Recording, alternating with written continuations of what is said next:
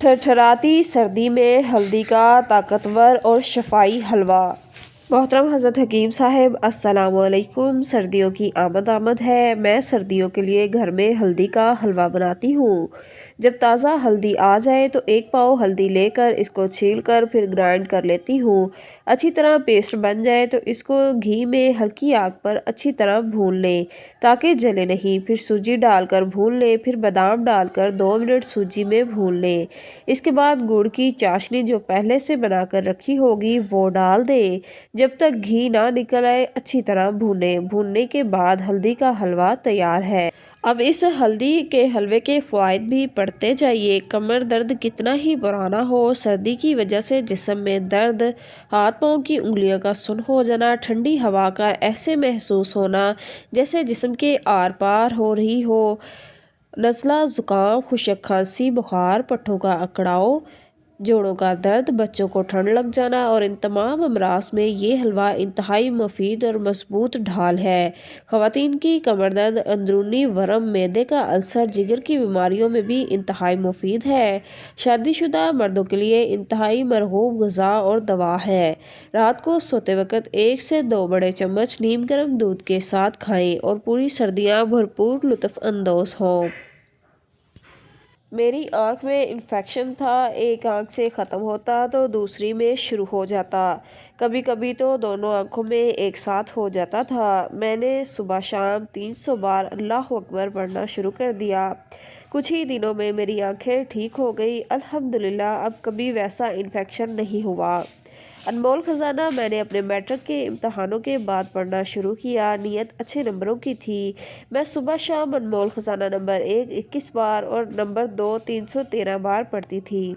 جب رزلٹ آیا تو میں دیکھ کر حیران رہ گئی کہ اتنے اچھے نمبر، الحمدللہ۔ میں نے میٹرک بہت ہی اچھے نمبروں سے پاس کیا، صرف اور صرف انمول خزانہ سے۔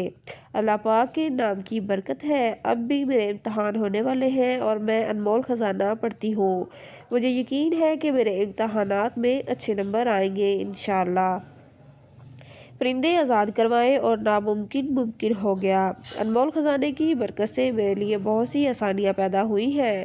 ہر کام میں آسانی پیدا ہو گئی ہے، الحمدللہ۔ ہر کام، ہر چیز میں برکت ہے، گھر سے باہر بھی عزت ہے۔ محترم حضرت حکیم صاحب، اگر میری آپ سے ملاقات نہ ہوتی تو نہ جانے کہاں سے کہاں نکل جانا تھا۔ حکیم صاحب، آپ نے مجھے غلط راہوں سے بچا لیا۔ آپ کے روحانی درس کی وجہ سے میں غلط راہوں سے محفوظ ہو گئی، الحمدللہ۔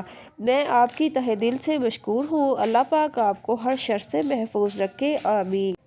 میرا کالج میں داخلہ نہیں ہو رہا تھا، بہت کوشش کی پر کوئی راہ نظر نہیں آ رہی تھی۔